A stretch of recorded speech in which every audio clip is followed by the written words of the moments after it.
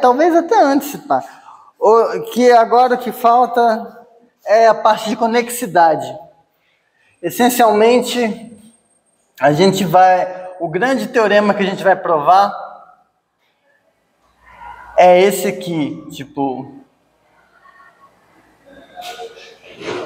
Então, imagina que eu estou com uma função aqui.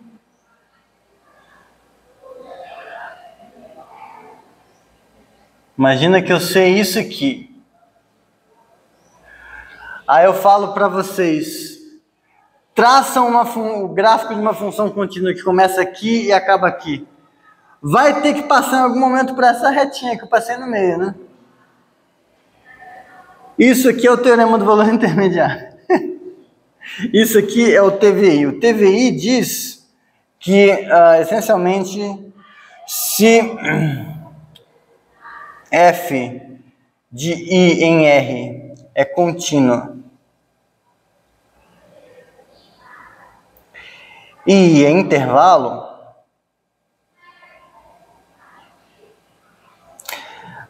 aberto, fechado, não importa. Então, a imagem de f é um intervalo. Aí você para e pensa e fala, mas o que esse enunciado tem a ver com isso? Porque veja o que a gente fez. Eu peguei 2 pontos na imagem, peguei um ponto que estava entre eles e falei, olha, esse pontinho gama que eu peguei entre eles, ele precisa ser imagem de algum xzinho que está entre esses dois. Ou seja, eu mostrei que um cara que está entre dois da imagem também está na imagem. Essa é exatamente a definição de intervalo. Então, eu peguei FA, FB pertencentes à imagem da função f, e eu peguei gama tal que f de A menor ou igual que gama menor ou igual que f de B, e com isso a gente conclui que gama pertence à imagem. Se você pegar a definição do que é intervalo, você vai ver que se você troca onde tem o intervalo na definição, você coloca a imagem, você está mostrando que a imagem é um intervalo.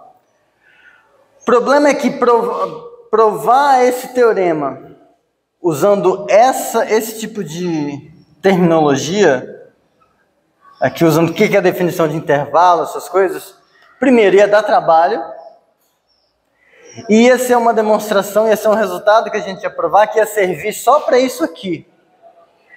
O que a gente vai fazer? A gente vai ver um jeito diferente de falar o que é intervalo, que aí vai vir o tal do conexo. Conexo.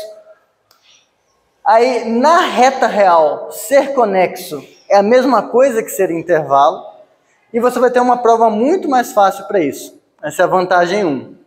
A vantagem 2 é que a definição de conexo, diferente da definição de intervalo, você pode usar em R2, você pode usar em R3, você pode usar em R50, você pode usar em espaços de funções, você pode usar em variedades diferenciáveis, você pode usar no inferno que for. Então, para provar uma coisa simples, a gente generaliza um pouquinho, prova essa coisa simples de um jeito que seria bem mais fácil do que seria se provasse desse jeito, e ganha a generalidade. Tá? E aí a gente vai ver, provavelmente na próxima aula, a quantidade de desgraça que você prova usando esse princípio bobinho aqui. Muita coisa sai de graça, a gente ganha muita tecnologia com isso aqui. Tá legal? Então, a gente vai para isso, foi só uma motivaçãozinha. E aí, pessoal?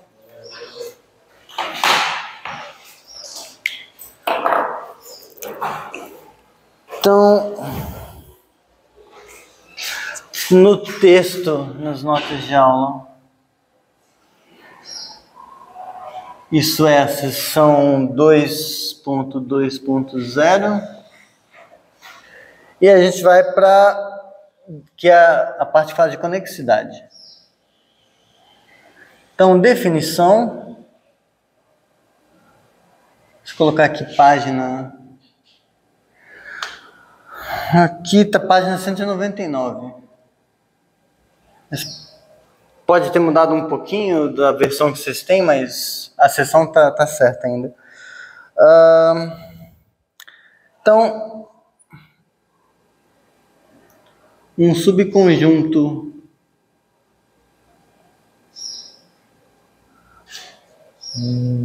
X contido em R, ele é desconexo. A gente vai definir o que é não ser o que a gente quer, e aí o que a gente quer vai ser o contrário disso. Mas é porque é o jeito mais fácil de formalizar isso, acreditem ou não. Um subconjunto X é desconexo se existem abertos A e B contidos na reta, disjuntos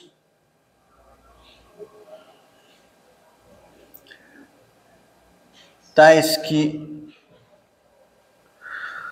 o X você consegue escrever assim: X inter A, união X inter B, com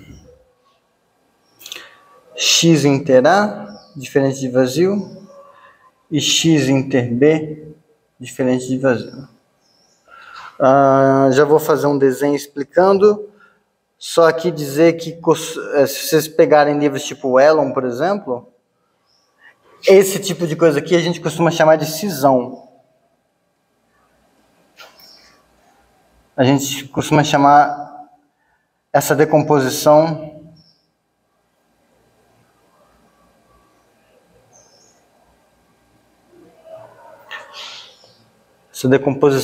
estrela, a gente chama ela de cisão.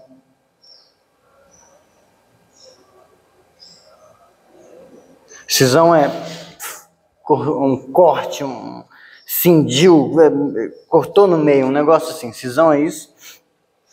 Aí o que é um conexo? X é conexo se não for desconexo. X é conexo se não for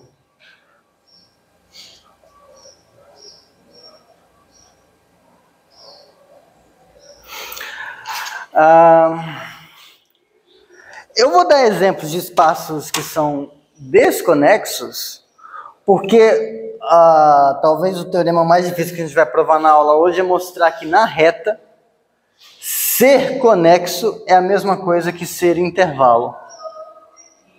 Então, se eu quiser dar um exemplo para vocês de um espaço de um subconjunto que é conexo, é um intervalo.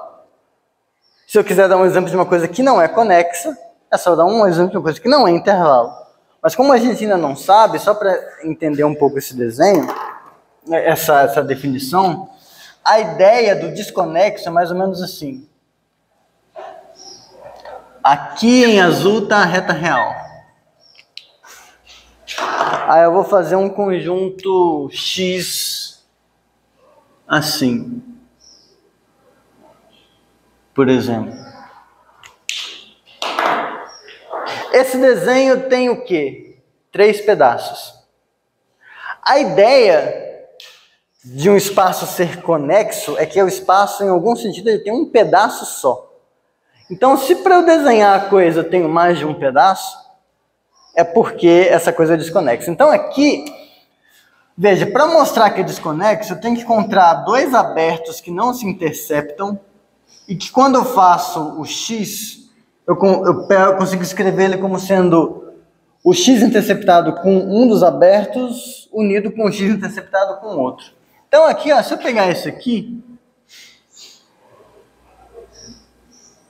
por exemplo, esse aberto e esse aberto são disjuntos. Se eu pego a interseção desse com tudo que é vermelho, vai dar só esse pedaço vermelho. Se eu pego esse outro aberto aqui, intercepto com tudo que é vermelho, só vai dar esses 2 pedacinhos vermelhos aqui. E se eu pegar os vermelhos tudo, o vermelho tudo, que é esse com esse com esse é o X. O X é igual a esse primeiro pedaço, unido com esses com esses dois pedacinhos aqui. Só que esse pedaço é A inteiriço. Esse outro aqui é B inteiriço aqui. Tá? Então, isso é mais um diagrama. Para um exemplo um pouco mais sério... Isso aqui. Para ser conexo não pode ter. Porque eu estou falando o que é desconexo. O conexo é quando não é desconexo. Então, ó, exemplo de coisa que é desconexa. Vamos ver esse aqui. Exemplo.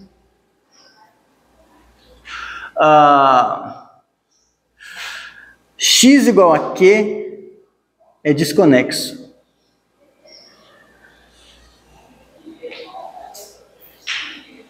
Eu preciso encontrar dois abertos disjuntos de modo que eu consiga escrever o X como sendo, os racionais como sendo união de duas interseções desse tipo.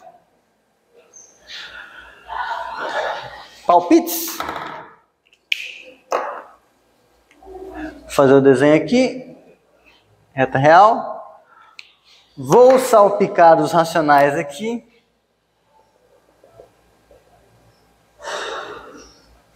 Que estão os racionais, eu quero separar esses caras com abertos disjuntos.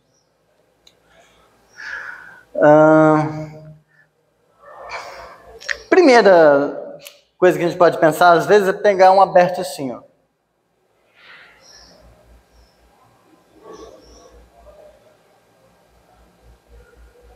Pode ser a primeira coisa que a gente pensa. Mas tem um problema. Quando você faz racionais, você estava pensando nisso, né? Esse sorrisinho é de quem estava pensando nisso. Mas se você pega isso aqui, ó, não é verdade que os racionais você consegue escrever como sendo a união dessas duas interseções. Tem alguém que ficou de fora. Zero. Zero é racional. Porque eu tenho que escrever essa coisa toda como união dessas duas coisas. Só que o zero não está aqui. E o zero não está aqui. Mas aí você percebe o seguinte. E se em vez do zero você usasse um número irracional? Os racionais não vão sentir falta disso. Então você faz isso aqui. Pronto. Então agora vai ser verdade que todo número racional, ou ele é menor que raiz de 2, ou ele é maior que raiz de 2. É isso que você está escrevendo, agora é verdade. Tá? Então você separou, essa cisão é tipo, tem um aberto que separa todo mundo para um lado, outro aberto que separa todo mundo do outro, e quando eu uno essas duas coisas, eu não perdi ninguém. Se você tenta fazer esse argumento com a reta real, não consegue, porque se você pegar um intervalo aberto, por exemplo, você faz isso aqui e esse aqui, você deixa o raiz de 2 de fora. Muda o raiz de 2 para outra coisa. Sei lá, eu coloco aqui raiz de 2 e aqui eu coloco 0. Agora pegou todo mundo. Só que tinha que ser disjunto.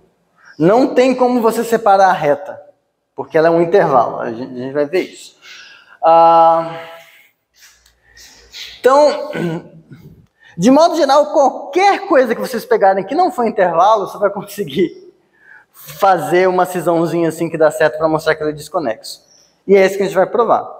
Que essa definição, na reta real, ela é equivalente ao que a gente sabia, a nossa definição antiga de intervalo, para a reta real. Infelizmente, isso é falso, ou felizmente, talvez, quando você pega essa definição de conexo, e se você pega, por exemplo, isso aqui, um subconjunto X de R2 é desconexo, se existem abertos, disjuntos, está escrito... A definição é a mesma, só que não é mais equivalente a ser conexo, a ser intervalo. Fica um negócio completamente doido, o que é conexo ou não.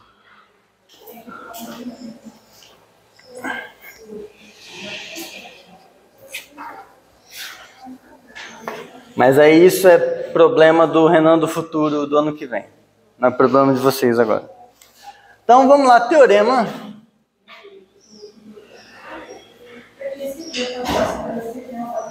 C contido em R é conexo. C e somente C.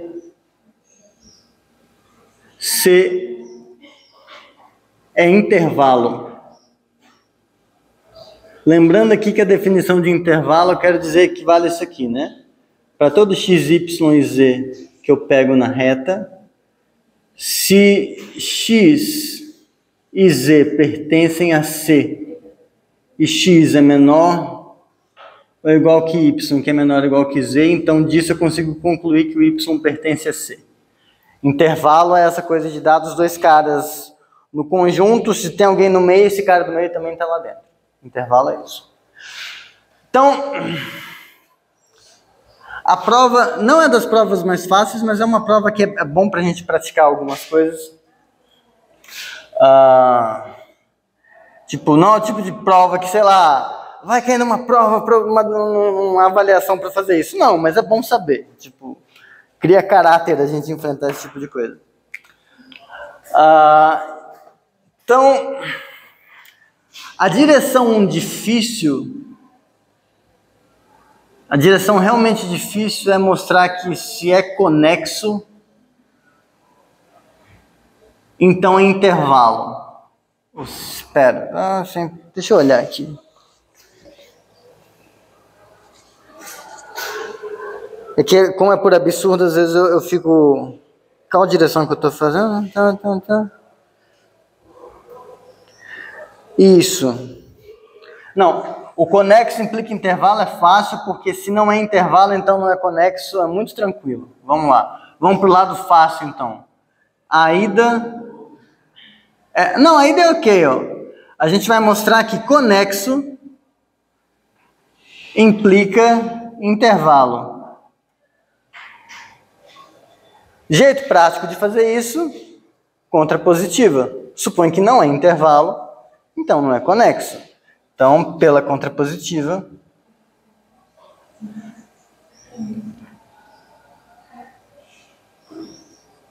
a gente vai mostrar que se não é intervalo,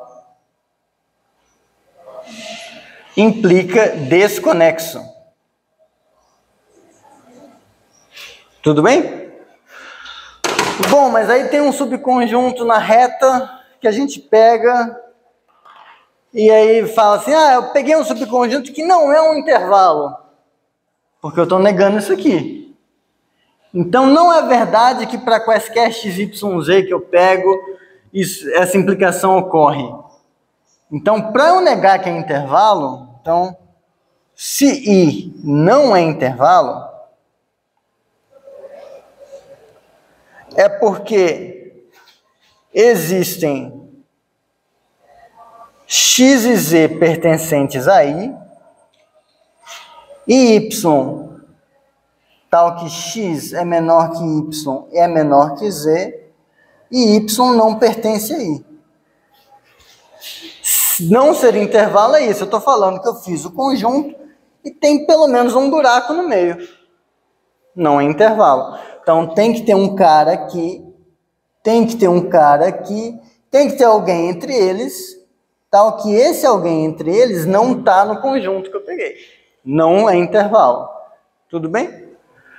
Agora, com essas informações, eu preciso cozinhar uma cisão.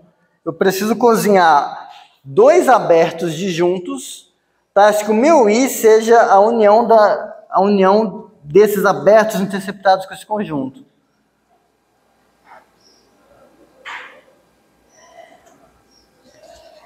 Eu uso a cisão, eu uso o mesmo desenho que eu estava fazendo o tempo todo ali. Então, o que a gente faz? Sejam A igual a menos infinito até Y, B igual a Y até mais infinito. Vamos ver, são abertos, porque são intervalos abertos.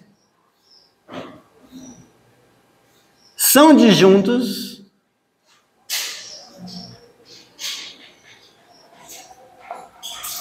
aí agora a gente tem que checar outra coisa.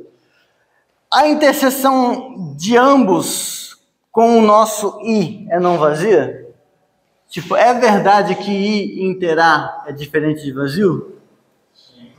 Por quê? Quem é a testemunha? O X. O X pertence a I inter A. Por que ele pertence a X inter A? Porque a gente definiu as coisas de modo a funcionar assim, ó. X está no I, e quem é A? Todas as coisas da reta menores do que Y. X é menor do que Y? É. Então X está tanto em A quanto em I. Alegria. Tenta imaginar isso como aquele cara que chama Igor, um humorista. Alegria, que ele trabalhava no Pânico. Eu não vou tentar imitar ele. O I inter B é diferente de vazio? Mesmo motivo. Exatamente. Pô, deu até um arrepio assim. Pô, tá todo mundo entendendo, que massa. Pois é. Oi? Não, que vocês estão acompanhando assim, tipo, tá... Parece que tá melhor que algumas outras aulas, assim. Acho que o feriado fez bem para as pessoas.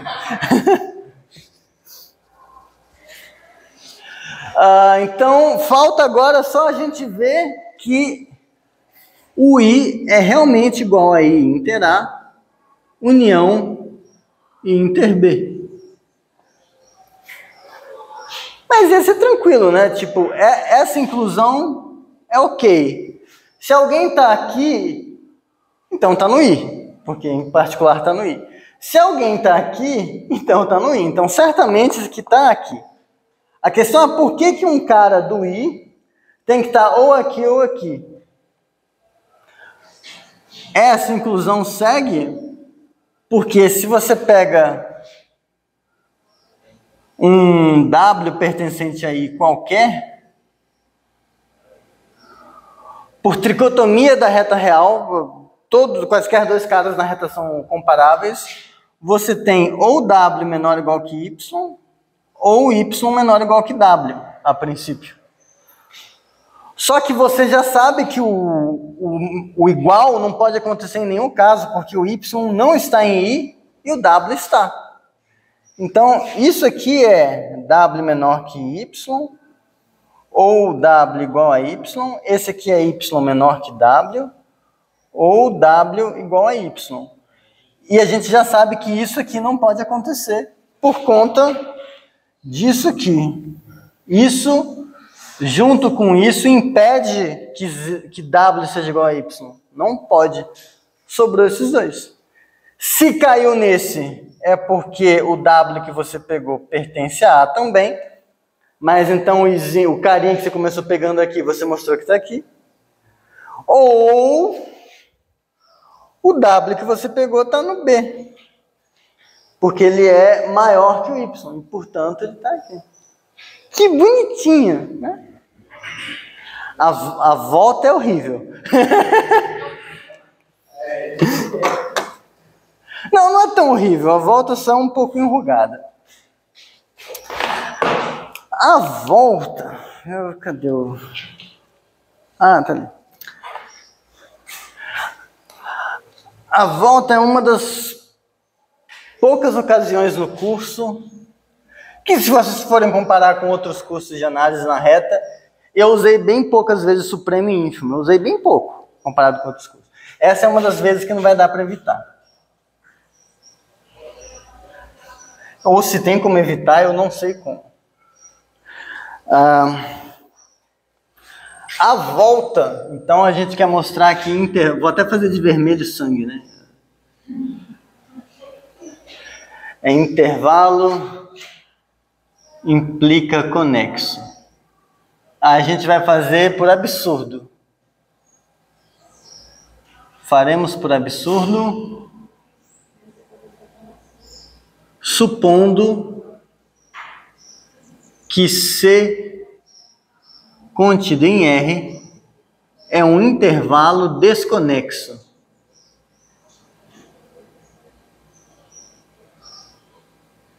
Então eu vou supor que é possível ter a hipótese ao mesmo tempo que a negação da tese.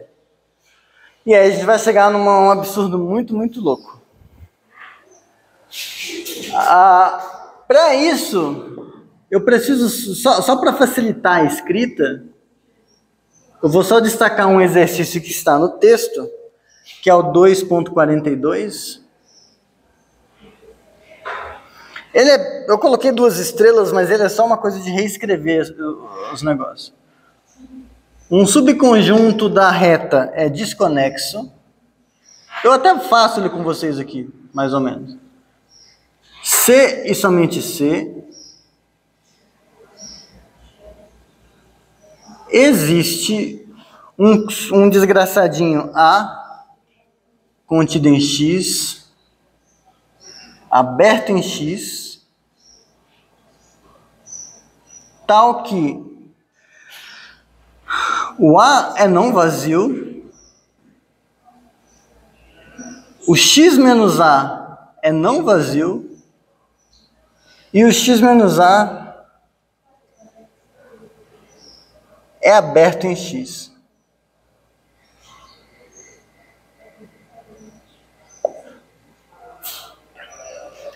Então, para quem achava que conjuntos eram portas, que ou está aberto ou está fechado, você pode ter situações de um conjunto é aberto e fechado ao mesmo tempo. Não é estranho, não era para ser tão estranho, porque o vazio é fechado e aberto. É, a reta também. É reaberto e é fechado. Isso, mas agora o que a gente está falando é que um cara ele é desconexo se dentro dele tem alguém que é simultaneamente aberto e fechado. Mas esses são bons casos. Espaços desconexos em geral a gente não gosta. Eles são ruinzinhos, mas o que você fala? Que o senhor falou que é simultaneamente, né? Isso. Então, nesses casos do vazio e da reta também, né? Também, eles são simultaneamente. Na sua inteligência da prova, que antes o senhor tinha feito em aula comigo. Eu já tinha visto o caminho, eu falei, não, mas isso tá errado. E a gente ainda fez, no mesmo tempo que eu fiz a prova, eu tinha feito isso aí. Aí os reais são racionais também. Os racionais não são conexos. Tinha mais outro pra mim desse. Todo intervalo da reta é conexo. Então, aí a ele deve ter ser aberto todo. Sim. Eu mostrava que você precisa ser aberto, você precisa ser aberto. Tá. E aí a gente disse isso, eu não conseguia aceitar isso não, porque tá, mas como isso é possível? Não, primeiro que a palavra aberto e a palavra fechado são só palavras que foram escolhidas. Primeiro, se eu chamasse de azul e de vermelho, um cara assim, ele seria simplesmente um negócio roxo. Simultaneamente azul e vermelho. Primeiro que o nome não tem nada a ver. Segundo, existe uma coisa chamada, acho que porta suíça. Acho que é uma coisa chamada porta suíça. São aquelas portas que são divididas em duas. Que tem um negócio aberto, outro lado. Então, assim, mesmo as portas, elas podem enganar vocês. Qual é a definição de ser aberto? A união. Tem que dar. Não, você está misturando as coisas. O de aberto é que dá um R, a gente tem 2 caras, para qualquer 2 caras, a gente consegue um intervalo onde os elementos do aberto distam desse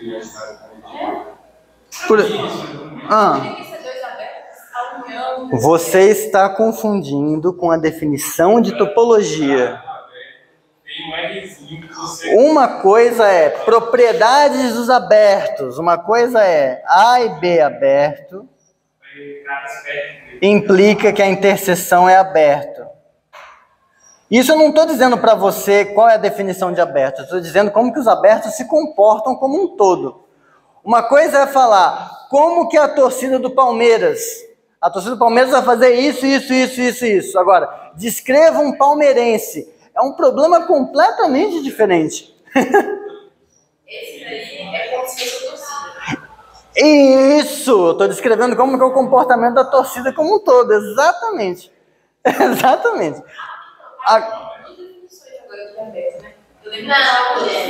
Não. Aqui é a torcida. Isso, é a topologia. Ó, vamos lá. Aberto. Ó, um subconjunto da reta é aberto em R. Vamos lá. É aberto em R. Se para todo pontinho que pertence ao A, existe um Rzinho maior que zero, tal que x menos R, x mais R, está contido em A. Então, peguei o conjuntinho aqui, peguei um pontinho, eu consigo um intervalinho, tal que esse intervalinho ainda está todo dentro do conjunto.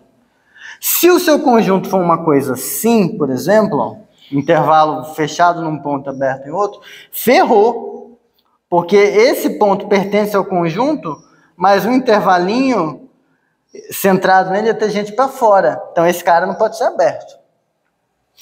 A reta é aberta? É. Agora, definição de fechado. Tem várias definições equivalentes. Uma delas é que o complementar do conjunto é aberto. Uma delas é essa. Vamos ver. O complementar da reta é o vazio. O vazio é aberto? É pelo velho problema da piscina na minha casa. Todas as piscinas da minha casa são olímpicas. E eu não estou mentindo. Se vocês forem na minha casa, vocês vão ver que não tem nenhuma piscina lá. E aí eu não estou mentindo. Seria mentira se você chegasse na minha casa e tivesse uma piscina inflável. Porra, mano.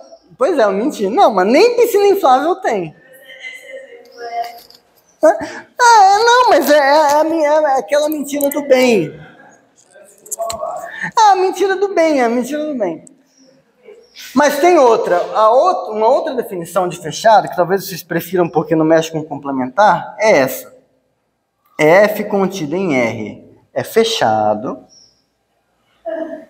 se para toda sequência xn que você pega contida em F, tal que xn converge para x, para algum xzinho, valer que o xzinho pertence ao F. Essa, inclusive, ela ajuda quem gosta de álgebra. Quando que um negócio é subespaço vetorial? Quando ele é fechado para as operações do espaço vetorial. Quando que um subconjunto na reta ele é fechado? Quando ele é fechado para limite. Eu pego coisas dentro dele. Essas coisas convergem para algum ponto? Então, esse ponto, o resultado da operação tomar limite, tem que estar dentro dele. Então, ele é fechado para a operação tomar limite. Agora, desse jeito, é bem imediato que a reta é fechada. Porque toda sequência de pontos da reta que converge para um ponto da reta, o ponto da reta está na reta. Então, a reta é fechada e é aberta. Agora, a coisa engraçada é que na reta, tirando a própria reta e o vazio, você não encontra nenhum outro desgraçado que é aberto e fechado. Na reta, o único que você encontra é isso. Por quê? Por conta desse exercício. A gente vai ver que a reta é conexa. Então, se esse exercício é verdadeiro, e ele é, e existisse um cara contido na reta que é não vazio, o complementar dele é não vazio, e ambos são abertos, ele e o complementar, você ia chegar à conclusão de que a reta é desconexa. A gente vai ver que a reta é conexa. Tá?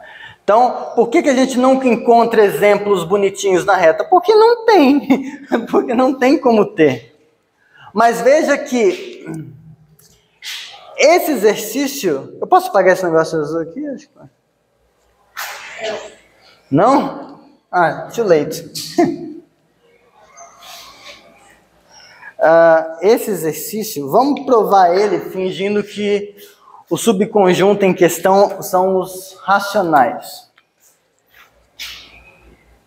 Vocês vão fazer ele direitinho, mas aqui eu vou fazer só para dar ideia, fingindo que o x é Q. Tudo bem? Que truque eu tinha feito para mostrar que esse filho da puta aqui era desconexo? Isso, exatamente, eu tinha feito isso aqui, ó. A gente pegou os racionais e escreveu assim. Isso é igual aos racionais interceptado.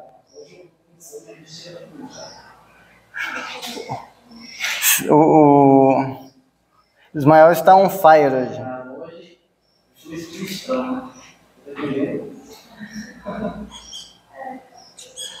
Você não ficou estudando no final de semana não, né? Você não ficou estudando no final de semana não, né? Ficou estudando no final de semana ou não? Tá, então... Eu ia falar, ó, viu? Ficou estudando. Sim. Foi só o descanso mesmo. Ó. Agora, vamos lá. Vocês lembram qual que é a definição de aberto num conjunto? Aberto em R é uma coisa. Agora, quando eu tenho um subconjunto da reta e eu quero falar que alguma coisinha lá dentro é aberto nesse subconjunto. Um desgraçadinho S contido em X é aberto em X. Se existe um V contido em R aberto, tal que V inter X é S. Ou seja, um cara dentro de um subconjunto é aberto nesse subconjunto, se existe um aberto da reta que faz com que esse subconjunto acredite que ele é aberto. Tipo, a interseção é. Vocês lembram aquele negócio que eu tinha falado, por exemplo, ó, se o seu x é 0,3, por exemplo, esse cara aqui, vou fazer fechado mesmo. Aí você vai e pega S igual a 0,1. Esse cara aqui, fechado em 0, aberto em 1. Esse S não é aberto na reta, porque tem esse ponto estragando. Mas se você olha esse cara nesse X, ele é aberto. Porque os pontos que estariam estragando esse cara ser aberto, eles não estão no X. Então, para o X não interessa. Do ponto de vista do X, é aberto. Porque agora, do ponto de vista da... Oi. O fato que o zero está fechado. Está fechado no zero, não está. Eu pensei nisso. Tá, eu estou tentando dar uma explicação psicológica, mas vamos usar essa definição. Pega V como sendo menos 1, 1. Se você faz agora V inter X, está fazendo menos 1, 1, interseção com 0,3. Isso aqui dá quanto?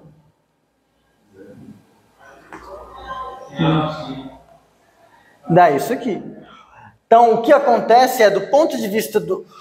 Não ser aberto, tem pontos que atrapalham. Esses pontos que atrapalham não estão no X.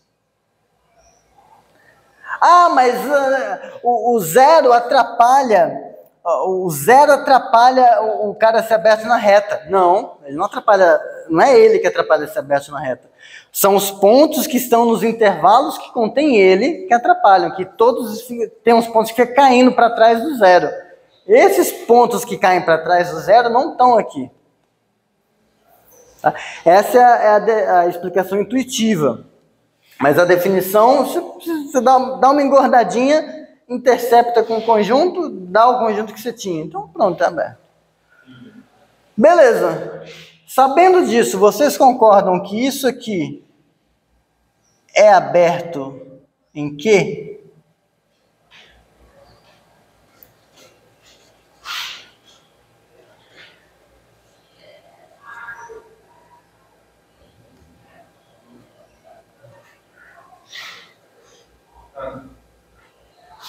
Vamos ver, no lugar do X eu tenho o quê?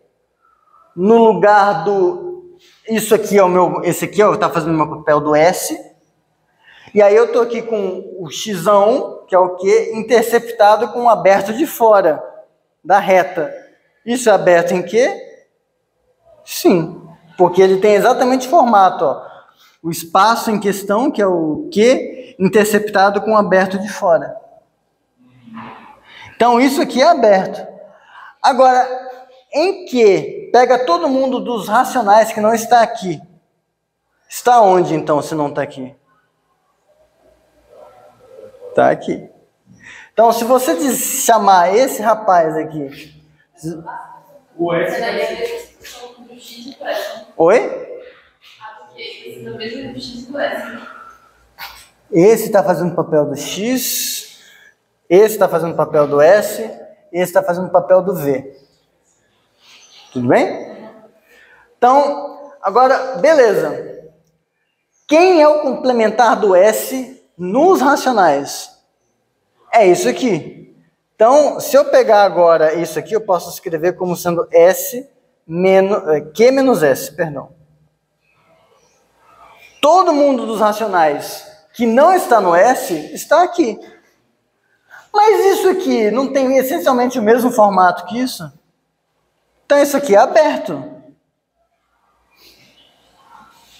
Formato que eu quero dizer é xão interceptado com aberto da reta.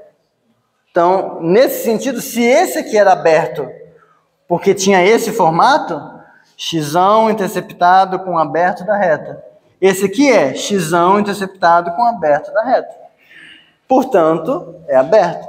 Mas olha só aqui que eu mostrei. Um cara que é aberto em Q, cujo complementar ainda é aberto em Q. Esse é não vazio, esse é não vazio. Mostramos isso aqui. Em particular... também, mas em particular, isso aqui... Esse cara que é aberto em Q, o complementar dele é fechado em Q. Então, esse cara é aberto e fechado. Esse aqui também é aberto e fechado. Quer ver por que um outro jeito de ver que isso faz sentido? Se aqui você trocasse intervalo aberto por fechado, não ia fazer a menor diferença para os racionais. Porque os racionais não conhecem o raiz de 2. Então, se deixou aberto, deixou fechado, foda-se. Para os racionais não interessa.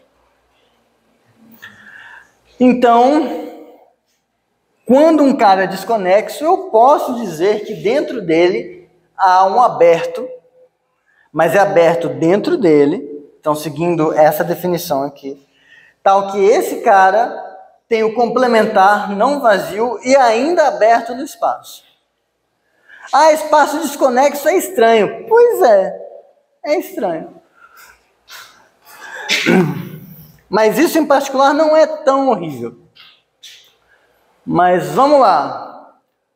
O problema principal é a gente atribuir, e isso é sempre.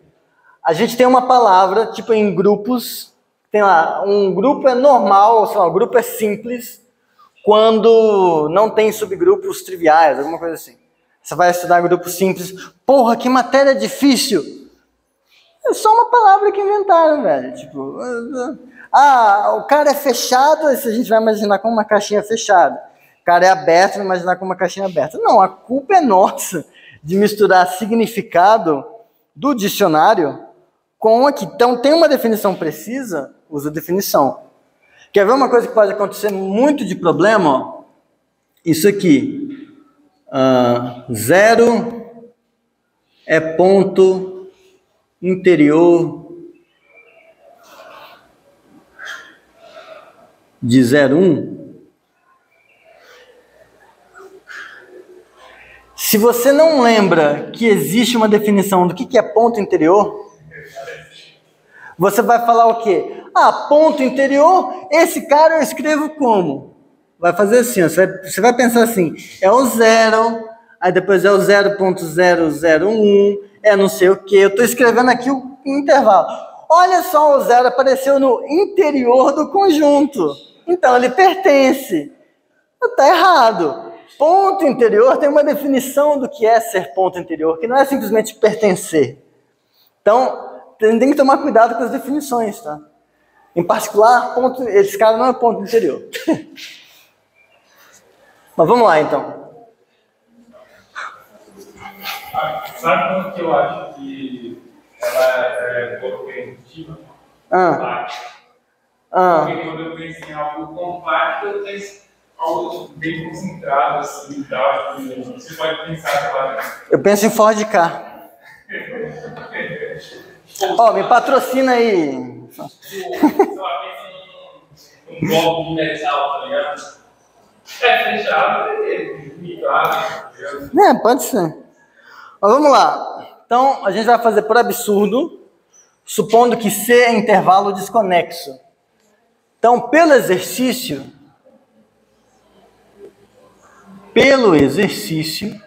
existe um desgraçadinho, um W contido em C, tal que W é diferente de vazio e W é aberto em C, e C menos W é diferente de vazio e é aberto em C. Então, eu vou tentar fazer um desenho para acompanhar a demonstração. O desenho eu vou fazer aqui embaixo. Então, essencialmente o que aconteceu é, aqui, isso aqui é o meu intervalo, que eu estou supondo que ele é desconexo. Ele sendo desconexo me deu um aberto, que o complementar também é aberto. Pensando em como foi esse desenho aqui, vamos fazer uma coisa assim.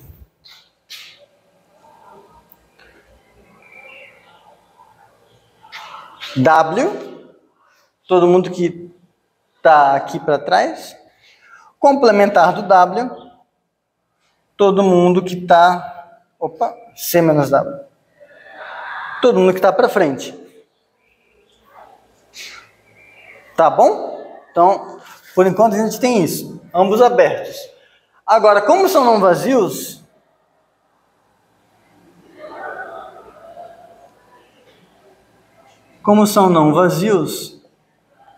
existem xzinho que pertence a W e yzinho que pertence a C menos W. E vamos supor x menor que y. Porque se não fosse, primeiro, não pode ser igual, porque um está num conjunto e o outro está no complementar. Igual não pode ser. Então, se não fosse x menor que y, seria y menor que x. Mas aí você pegaria a prova que a gente vai fazer, reescreve, trocando a ordem das letras. Então, você pode assumir que um desses casos aqui acontece, porque o outro é simétrico. Tá? Então, vou desenhar aqui agora. Xzinho está aqui, Yzinho está aqui. Até aqui tudo bem? Então, exercício, pá. Beleza. Defina B como sendo W interceptado isso aqui. Então, eu estou pegando essencialmente todo mundo que pertence ao W, tal que esses alguém são menores que o Y. Então, se a gente olhar aqui, todo mundo que é menor que o Y seria pegar, achei que o meu tablet tinha caído, seria pegar todo mundo aqui para trás, só que como eu quero que esteja no W também, eu estou pegando essencialmente isso aqui. Então, esse aqui é o meu B. Estão comigo até aqui? Vamos ver. B é diferente de vazio. Xzinho está nele.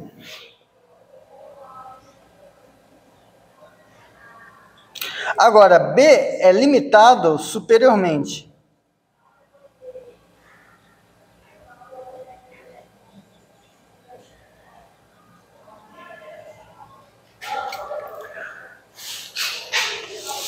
Pelo Y. Um conjunto não vazio limitado superiormente na reta real tem supremo. Então, existe beta que pertence à reta tal que beta é igual ao supremo de B. Então, supremo de B, beta. Primeira coisa para ver se vocês estão ligados.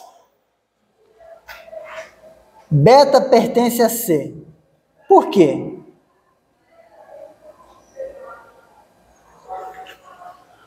Esse supremo, eu sei que ele está na reta real, ele existe na reta real, mas ele tem que estar nesse C que a gente tinha começado.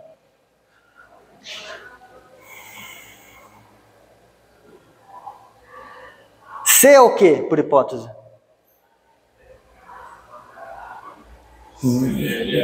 Vai para o começo, assim, não precisa puxar de memória. A demonstração está escrita. Lê. É um intervalo desconexo. Em particular, ele é um intervalo. A gente escreve demonstrações porque a nossa memória RAM é curta. A gente lê. Esqueceu? O que era aquilo mesmo?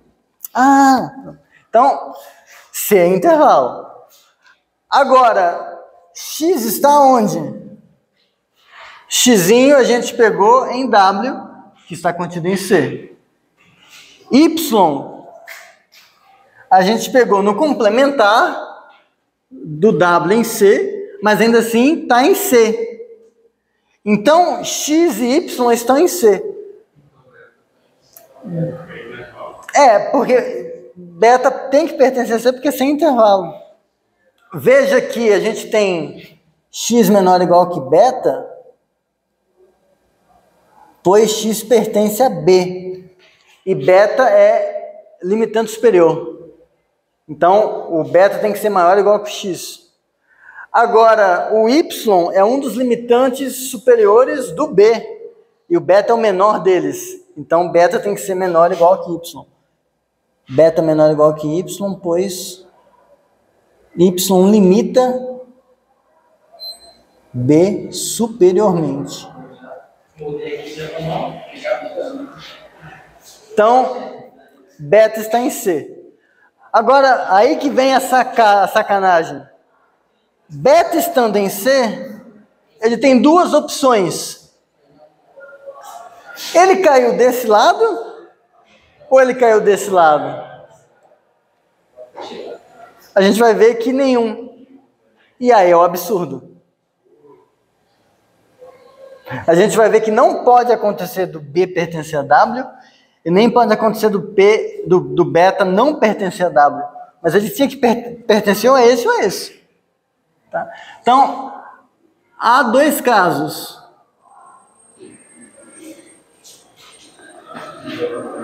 Ou beta pertence a W ou não.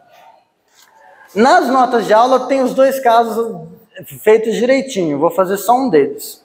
Vocês querem que eu faça esse ou esse?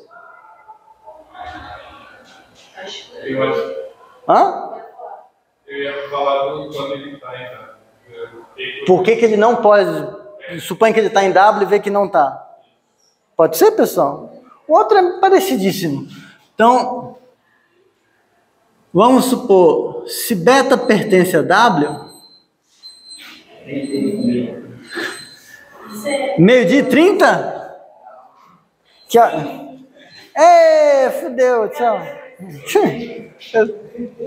11h57. Tudo bem.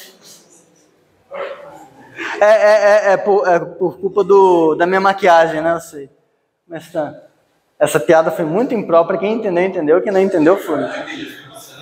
Não tente. Tá bom. É que ainda não é meio-dia. Eu não vou explicar. Que bom que vocês entenderam. Vocês ainda têm salvação. Tá, tudo bem. Enfim, se beta pertence a W, a primeira coisa a observar é... Deixa eu voltar para outra aqui. Primeira coisa a notar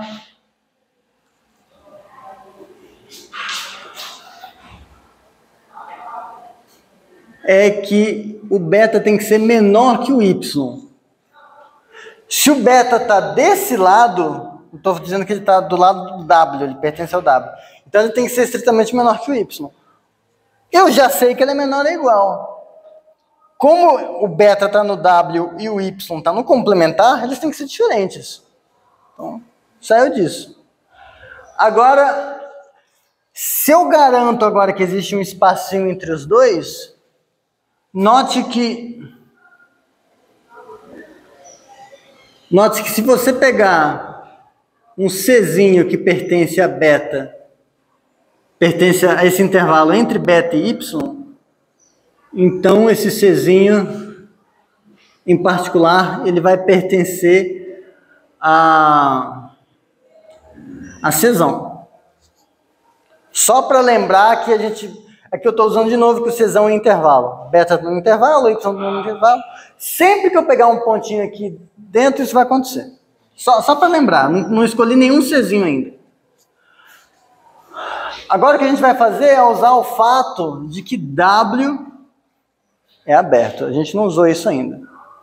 Como W é aberto, então, como Wzão é aberto e o betinha pertence ao Wzão, existe um R maior que zero, tal que isso que acontece. Se Z pertence a... Se C é aberto aonde, né? É aberto em C.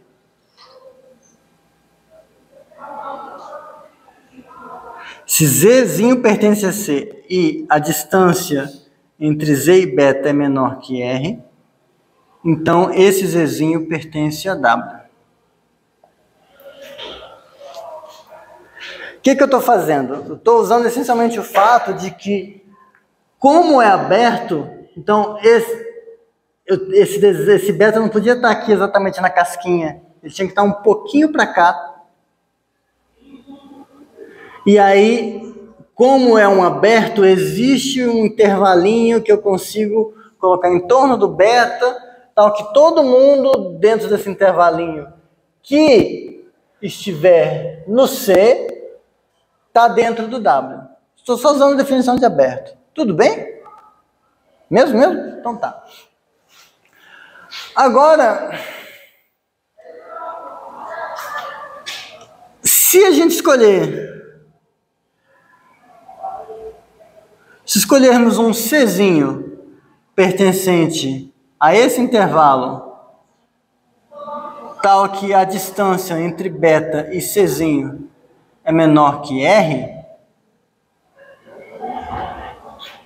então eu vou pegar agora um ponto desse lado. Vou pegar um ponto maior que o beta. Então, está no intervalo aqui, a beta em beta, então é maior que o beta, menor que o Y. Posso fazer isso porque o beta é menor que Y, sempre posso fazer isso.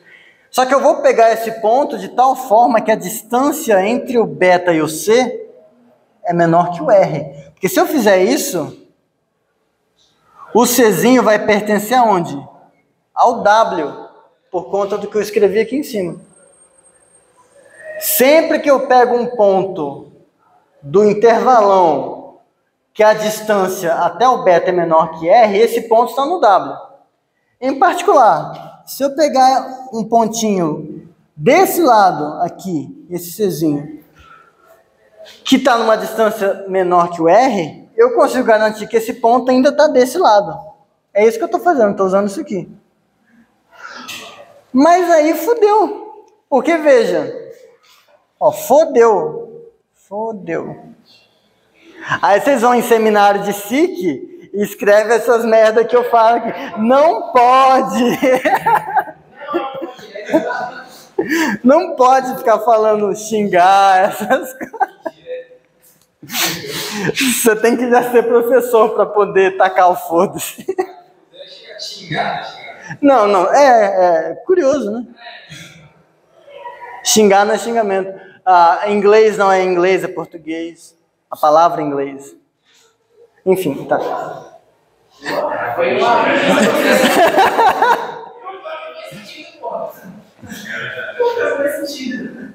Não, mas isso é porque eu já estudei paradoxo, né? Então, enfim. Eu sabia de cabeça. Mas aí agora o C pertence ao W. Só que C pertence ao W e por conta dessa parte, o C é menor que o Y. Pera, pertence a W menor que Y, eu já vi isso em algum lugar. É a definição do Bzão. Bzão tem como supremo beta. E eu acabei de encontrar alguém maior que o beta no Bzão. Não pode. Logo beta pertence, logo C pertence a B, contrariando, acho que eu já posso apagar isso aqui, contrariando beta ser supremo. É roubadinha, mas assim, é isso. O outro, então, a conclusão disso é que beta não pode pertencer a W. Então, esse caso me empurrou para o ou não. Só que agora você pega o ou não. Isso, é só dizer que se o beta não pertence ao W, então estou aqui. Só que aqui você vai usar um argumento parecido, usando o fato de que isso aqui também é aberto, e vai encontrar um cara que é maior, que é menor que o beta e que é limitante superior. E aí vai contrariar o outro lado de ser supremo. Tem nas notas de aula bonitinhas, quem tiver curiosidade. 100 Lá ele. Essa parte está na página 200. Isso. Tá, então... O outro lado... Falei, é parecido, não tem muita coisa. O que eu vou fazer é só mostrar para vocês como que a gente usa isso para provar o TVI, o Teorema do Valor Intermediário. Quarta-feira é feriado, sexta-feira a gente vê aplicações disso e acabou a aula teórica. Tá?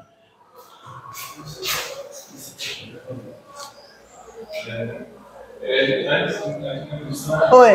Esse ano que começou a ser feriado. Eu acho que sim.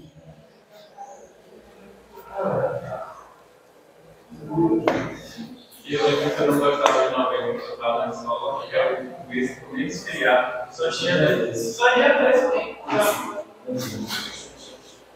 Bom, agora... Então...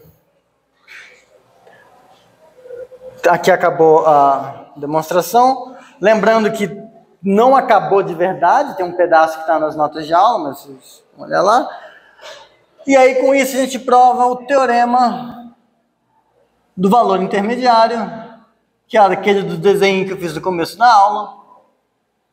Intermediário. Não o confundir com o teorema do valor médio. É que se é intervalo e f de I em R é contínua,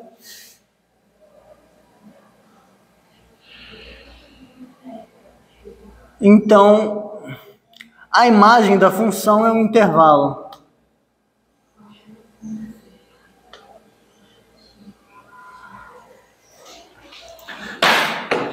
E agora vocês vão ver, é das demonstrações mais roubadas que tem. A gente, tipo aquele teorema de Weierstrass, que a gente pegou imagem de compacto a compacto, pegou uma cobertura de abertos, puxou, aqui a gente faz a mesma coisa. Ó, prova. Suponha que a imagem não é um intervalo. Suponha que a imagem de F não é intervalo.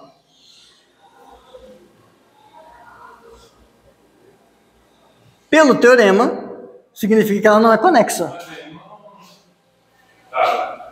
Isso parece que aí não seria contínua, porque se a gente pega e os caras do domínio vai tentar achar a imagem, se não é em intervalo, vai ter alguém que não está na imagem. Tá ligado? Aí vai ter um buraco. Eu tenho um cara sem imagem.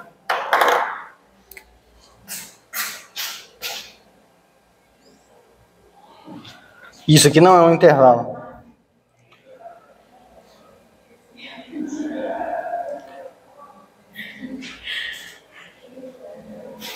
Essa função é contínua.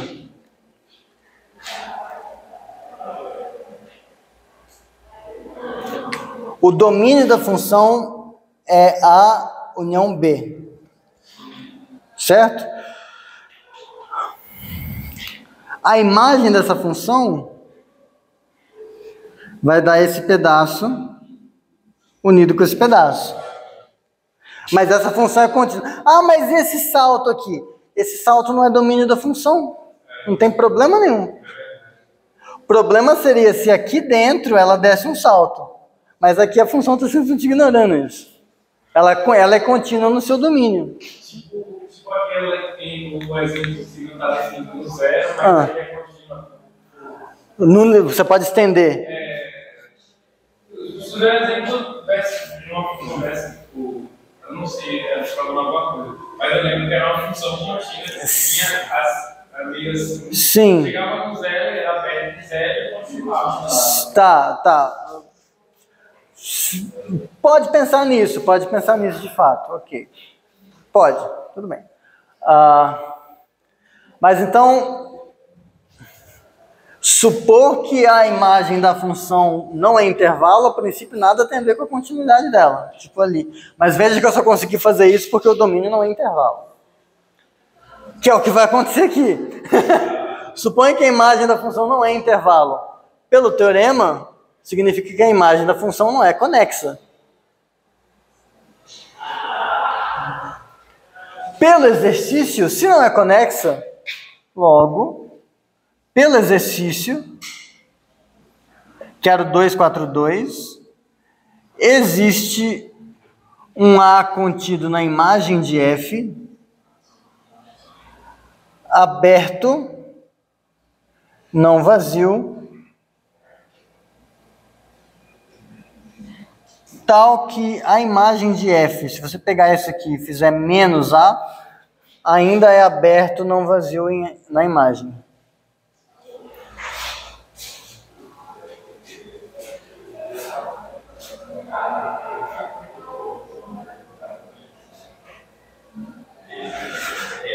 Tudo bem? Então, eu peguei a imagem da função e escrevi como sendo um aberto unido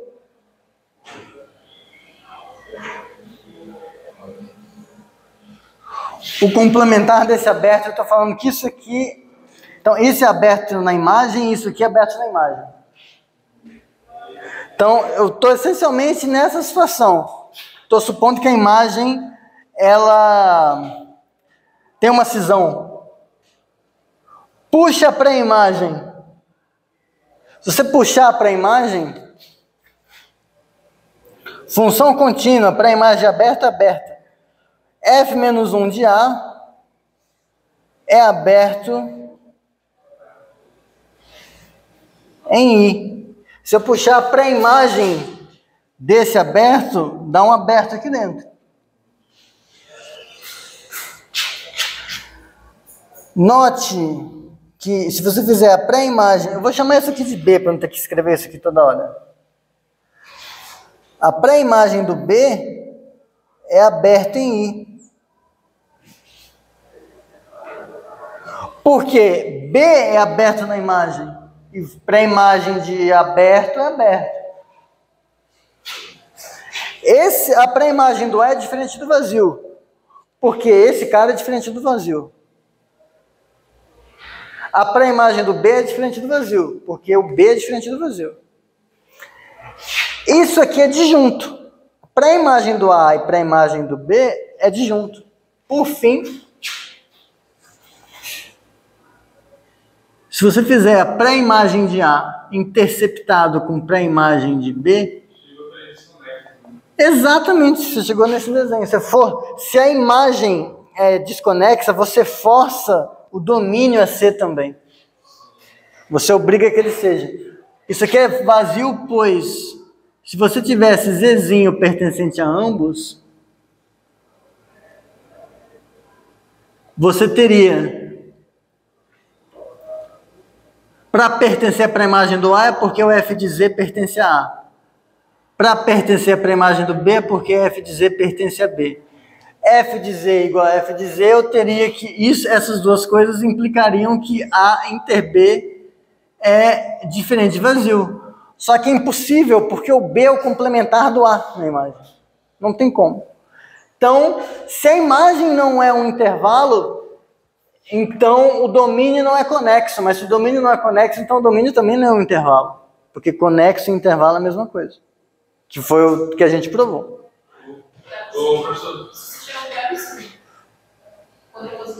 Não, contrapositiva é contrapositiva, por absurdo é por absurdo. Essa aqui que a gente fez é contrapositiva.